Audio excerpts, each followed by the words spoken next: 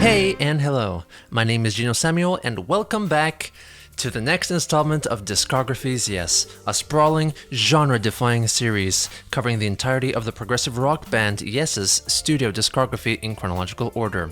If you missed any episodes, please catch up with the complete, up-to-date playlist down below.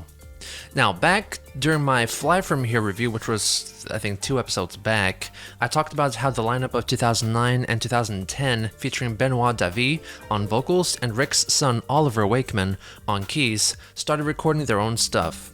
And a lot of it was written by Wakeman himself. Well, after Wakeman was unceremoniously kicked out of the band because the rest of the guys wanted to make a new drama, with the drama vocalist Trevor Horn acting as the producer now, and Jeff Downes returning on keys, he took the recordings and writings that he was responsible for with him and locked them away in his vault or whatever. And after Chris Squire died in 2015, Wakeman decided that it might be time to mix these tracks down and release them. Eventually this happened in 2019, released by Burning Shed in the form of a mini LP called From a Page. Later it was released digitally and on CD as well. It features only 5 tracks, but kind of only 4 though, but kind of 5 but 4, and all of them are solely credited to Oliver Wakeman except one, which was a collaborative project with the whole band.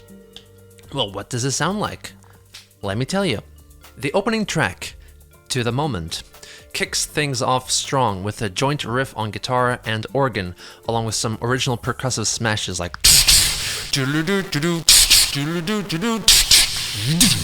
and then the drums jump in to provide the backbeat.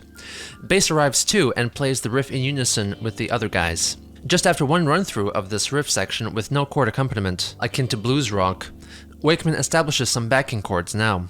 Then after that we get a little solo from guitar, and it sounds complex and clashy with chords, but it's energetic, it's fun, and fairly tasteful. Then back into the groove we go. Sounding awesome so far, honestly. After that there's a subduction of music for the verse, with very minimal drums. Bass helps out Oliver by playing some chords as well up high. The lyrics are quite lovey-dovey, trying to go for a pop song feel, I believe. Like, don't want you to feel alone, I'll be always there for you, by your side, type of deal. The lyrics are some of the cheesiest shit I've ever heard from the band, not gonna lie. There seems to be a light chorus treatment on Benoit's vocals. It's interesting, it works, it adds some little brightness to his vocal tone. Outside of the lyrics, not much else is poppy. Wild phasing chords keep things always moving and interesting. There's some subtle, tasteful acoustic guitar work in the back, playing arpeggios at this point, and for the chorus, the arrangement gets a lot more full. Acoustic guitar starts playing strummed chords now, and the chord progression is great. Reminds me a bit of Glass Hammer, because it's more of a jazz-leaning progression. They're playing around with these harmonic movements that they don't really usually do, and this is the sort of freshness from the band that I haven't heard really since The Ladder, I'd say. Davy's vocal performance is also very strong. Chris comes in with supporting "To Your Dreams" during the breaks of the main melody, later bringing the titular "To the Moment." Just like a regular pop song, it sounds so good, so let's hear it one more time. One more verse and chorus with not much change. That's fine. Following the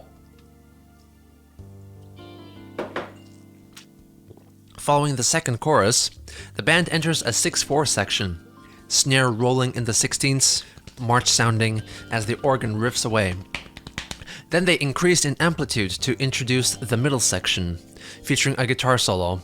Steve Howe plays around with some unusual melodic movement, like using a mode that I'm not used to, I guess. I'm not that musically well versed, so I can't really pinpoint what mode he's using, but it kind of works. I was very apprehensive about it at first, but it's just so purposefully unique in its arrangement when compared to the chords below it. It just keeps me intrigued. There's some slight back and forth between varying key sounds and guitar as drums sustain the build-up. And then one more verse and chorus with not much change. It just gives you another chance to sing together with Benoit David. To the moment that the dream sets into the dream and the star fades in your room. Then a very welcoming, moogie, Wakeman-esque solo comes in. Light backing vocals continue away during this outro section. I just realized now that that a tambourine jamming away in the back has been getting louder and louder throughout the song. Then we get one more callback to the opening riff, and then the song is over. It was youthful, it was fresh, and I can't believe that this just could have been lost forever. But more words on this whole situation later. Next up is Words on a Page. Tracks with all these song titles kind of sound similar, I'm not gonna lie. A track with a 3/4 feel. Piano and acoustic guitar play generally in unison at the beginning. It's very melancholic and pensive, melody-wise. Vocals come in with some reminiscing and imaginative lyrics. So far, this sounds a bit like Madrigal off their Tornado album. For the chorus, we get a booming, distant kick drum accentuating each measure. All from the words on a page. Acoustic bass line shows up now, and it's so full of life, little accentuations here and there, lots of personality and movement. A steady tambourine adds a lot to the sparse accompaniment. It's probably just a coincidence that the opening chords of the chorus, combined with the 3/4 time signature, makes it sound like a similar scene seen in To Ascend from their Heaven and Earth album. Between chorus and verse, there's a rapidly moving piano interlude, modulating around to get back into the verse. Now, drums are more prominent. Alan White is playing with brushes now to give it a more of a soft feel. The piano accompaniment remains gracefully wild, moving all over the place. A relaxing and thoughtful mood remains, though. No one really stands out in this arrangement, no one takes over, they all just move together, hand in hand. Even after the second chorus, the arrangement is thoroughly acoustic. And in the instrumental section after that chorus, some light synth strings come in. The sad chords have a dual piano and guitar flourishing melody rising up and up and up. There's maybe even callbacks to Turn of the Century in this bit. This is the switch that leads swiftly into a more rock-led arrangement. As the sticks come out, and we get a soaring lap steel guitar solo based on the chorus melody. Synths also join in on the solo, creating a very rich musical atmosphere. This goes on for quite a bit. Some tricky modulations follow into a final reprise of All from the words on a page. Chris and Steve do a little da da da da da da da backing thing, which sounds just a little silly. Harmonies build up during these final two cycles of the chorus. All from the lessons you teach, all from the hearts that you reach.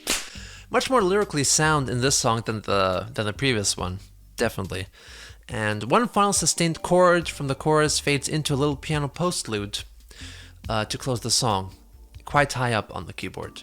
Ends unresolved, mysterious. That was really nice. More on the calm side, and that was really good, seriously. Had a nice idea of changing from acoustic to electric halfway through to keep the song interesting. This is followed by From the Turn of a Card. All these songs. From the page, on the page, to the moment, and of a card. Kind of similar in moods to the previous track, not gonna lie. It opens on piano, playing in 3/4 time. It's slightly faster though than the previous track. The history behind the song is a little convoluted because, in a sense, this is the newest addition to this mini-album. Yes, we're working on this song back in the day, but it was never properly recorded. Wakeman then took the composition with him when he left and recorded the song with Benoit David guesting on lead vocals on Wakeman's 2013 collaborative project, Ravens and Lullabies, with guitarist Gordon Giltrap. On From a Page, this mini-album, Oliver Wakeman just took David's vocals from that 2013 album and placed them in here, and recorded a new piano accompaniment under it. Very Wakeman Sr.-like playing here, full of triplet runs and flourishes. It's a type of tune to make you sway from side to side. Imagine it playing in a pub. I feel like it could turn into a big old sing-along by the common people because of the chord progression. It's so simple. From the turn of a card. It's very cheerful and simple at its core. However, the piano playing is complex. The reprieving backing vocals in the choruses are obviously not the Yes Boys. I need to confirm who it is, but it's fine. Whoever it is lower in range, close to what Squire and Howe can deliver, and fits in well with the mood. The instrumentation is very simple. In fact, there's only one instrument to speak of, the piano. Vocally, this is one of the lowest in range from Benoit. He can get quite low in the verse. Simple, short, and sweet. It knows what it is. It has a sea shanty type of bounce to it, and it's done and out in less than 3.5 minutes. It's alright, no real qualms about it. And then we swiftly get on to the sort of last track on the album, which is The Gift of Love. It opens with longing strings and bass playing a 4/6 chord progression in major. Apparently a band favorite progression in recent years, this 4/6 idea is coming up a lot recently. At the end of every chord cycle is this unison tinkling. Next up, we are introduced to a moogie melody and reverby drums with delay dropped in for good measure.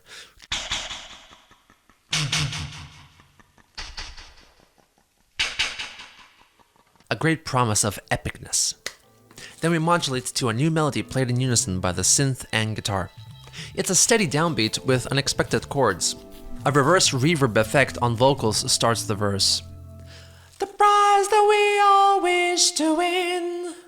As the verse goes on, you realize that this eventually turned into The Game off the Heaven and Earth album. I guess this is the one song that the band could salvage, as this was a writing cooperation project with everyone except David, cause apparently he can't write for shit. The chord progression is pretty... I spilled some water. The chord progression is pretty much the same as The Game, but the Gift of Love track is in halftime compared to The Game. It's got more of a love ballad feel to it. There is a modulation into the chorus with Squire leading the way on vocals. The gift of love is all we need. The ascending and descending scale from the beginning is played again by modular synth in the back again now. What follows is verse chorus again, much the same as what came before. Though the second chorus even has a da da da da da da da da in the background, which also officially made its appearance in The Game in their 2014 album, but its origins are in this song. We are treated to a new sounding section after the second chorus, a country ballad-like middle section, led by piano. It is quite calm, with a constant acoustic guitar strumming away.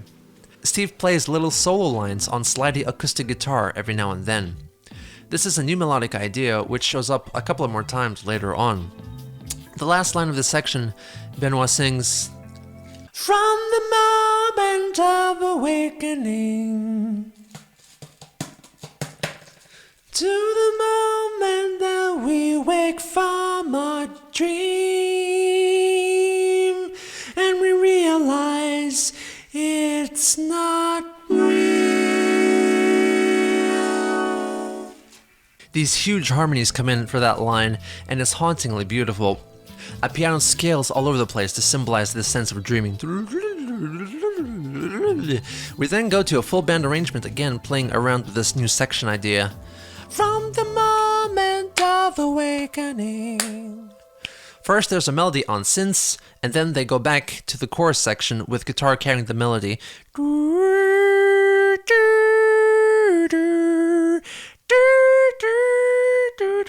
There's lots of switching around between From the Moment of Awakening and again back to the chorus.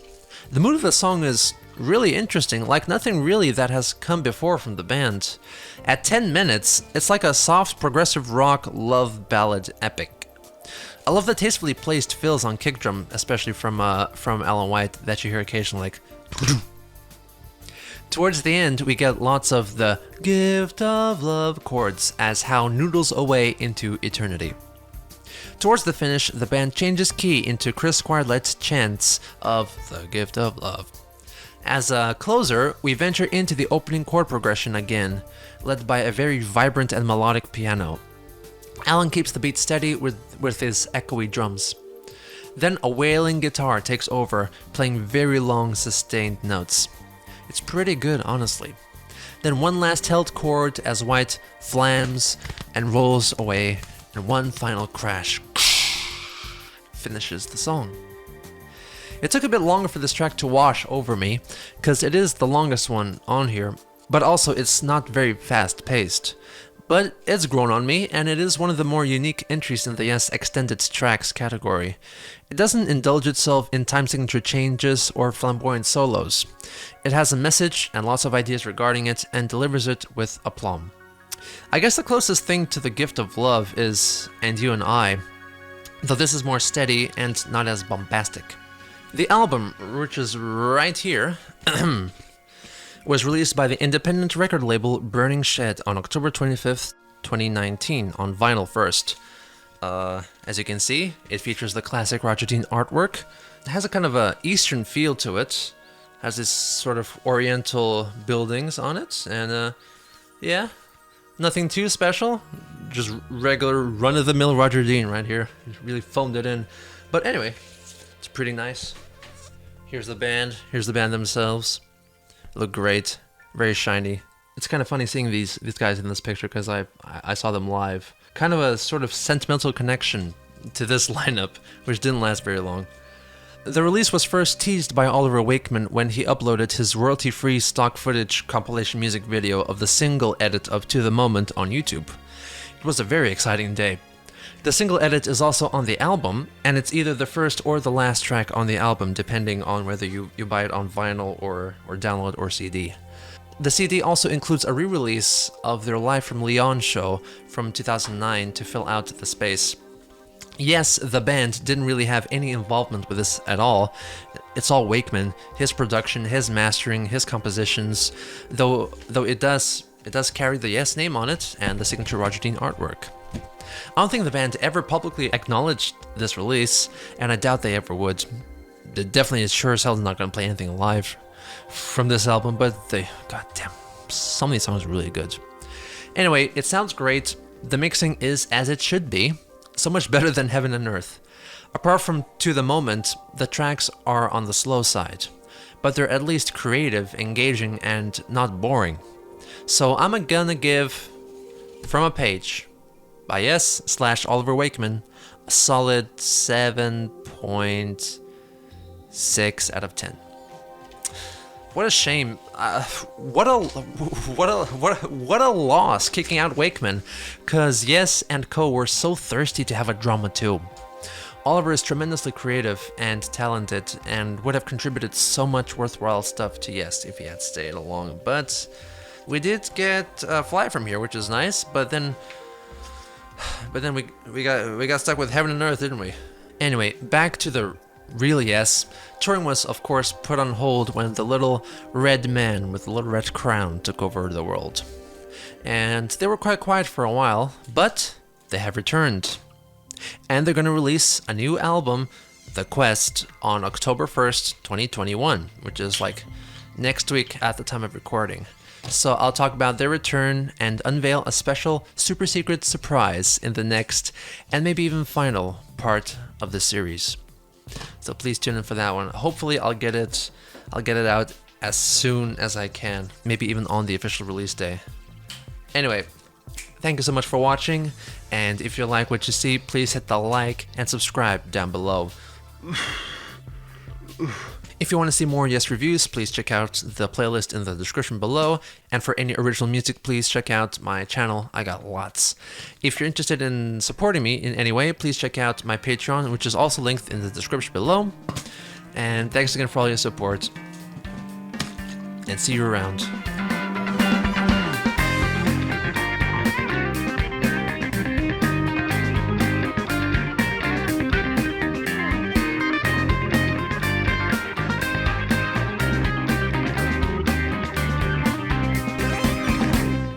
This recording session was way too smooth. I have nothing funny to show you at the end, sorry. Goddamn, I was way too good. What the hell happened?